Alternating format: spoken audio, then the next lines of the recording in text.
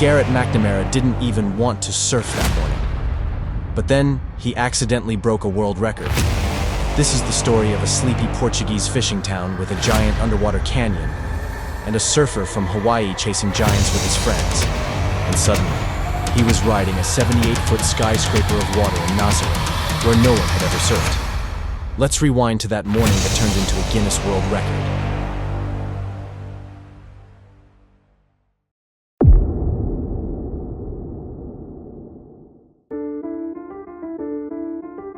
Before we dig deeper into this record-making event, welcome to Praia do Norte, Nazaré, Portugal, a quiet fishing village hiding a monster under its waves.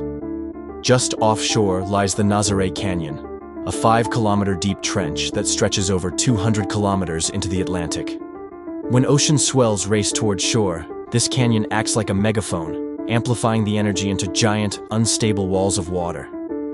Most surf breaks gradually slow the swell, but Nazare doesn't slow anything. It stacks, doubles it, and then slams it into a shallow shelf near the beach, creating some of the most unpredictable, powerful, and gigantic waves ever recorded. In winter, when storms rage across the Atlantic, Nazare becomes alive and deadly at the same time. But back in 2011, very few surfers had touched it. It was too raw and dangerous. Until one surfer changed everything.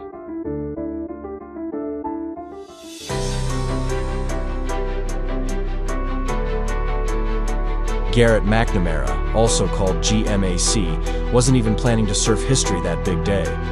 He and his crew, which included British surfer Andrew Cotton and Irish waterman Al Meny, were in Portugal on a scouting mission looking for untouched big wave spots.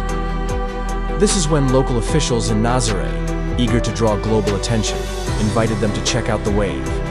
Most surfers turned it down because Nazare was considered too violent to surf safely, especially without decades of research or rescue infrastructure.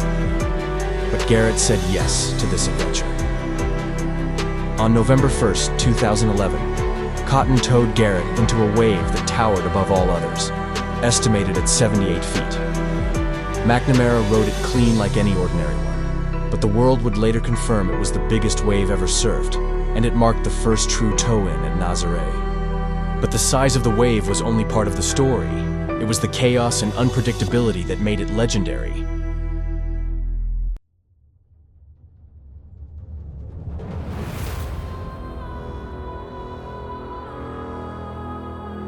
So, the morning of November 1st, 2011, didn't start like a day destined for the history books. The ocean was alive and roaring, but no one knew just how big it was going to get. And there was no crowd or fans to cheer for Garrett McNamara. Just a handful of locals sipping coffee, some curious onlookers on the cliff, and a few men floating in the lineup with skis. The forecast had predicted that a low-pressure system deep in the Atlantic would send an enormous swell racing toward Portugal. Those waves weren't clean, symmetrical giants like you might see at Jaws or Mavericks. These were unpredictable and uneven. They rose like mountains and shattered without warning. And McNamara's team had no blueprint to follow, as no one had surfed Nazare like this before. There were no trained water patrols, emergency helicopters, or rescue sleds trailing behind like we see today. Their team had been watching the ocean all morning, watching the waves that sounded like thunder when they hit the cliffs. Out in the distance, a series of waves that rose higher than anything they'd seen all morning started to build. One wave in the series kept growing, and it stood up like a building. In that moment, McNamara saw an opportunity and grabbed his rope.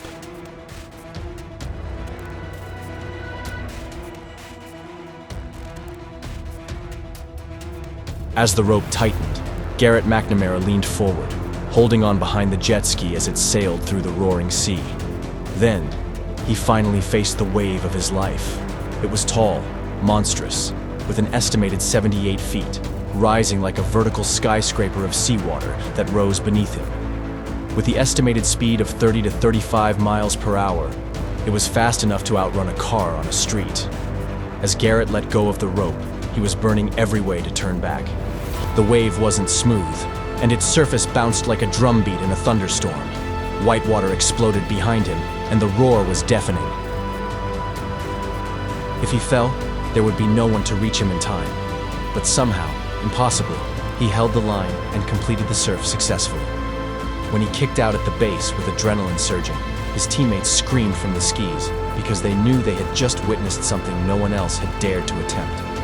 The image of Garrett crouched low, arm trailing the face of the wave with his board slicing a clean path through chaos, traveled around the world, because in that moment, he redefined history.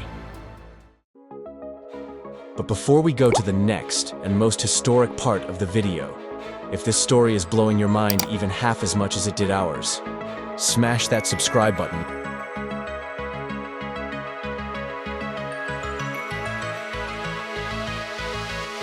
So, the wave hadn't even finished breaking before the world started to change. Within hours, photos and videos of Garrett's ride were flying across newsrooms and surf forums. The Guinness World Records team stepped in, and after months of analysis, they confirmed Garrett's big achievement. At 78 feet, it was officially the biggest wave ever surfed at that time. It wasn't just a personal victory, it was a shot of life into the big wave surfing. Soon, surfers from around the world like Maya Gabera, Lucas Chianca, and Sebastian Steitner began showing up at Nazare. What Garrett had done wasn't just brave, but pioneering because he had mapped out a new frontier, and others were quick to follow. Not just the world, the wave changed Garrett too. He became an ambassador for the ocean, working closely with local authorities to develop better safety protocols, jet ski training, and the rescue teams in Nazare. Nazare wasn't a secret spot for the world anymore, and that single wave was the starting gun for the next era of surfing.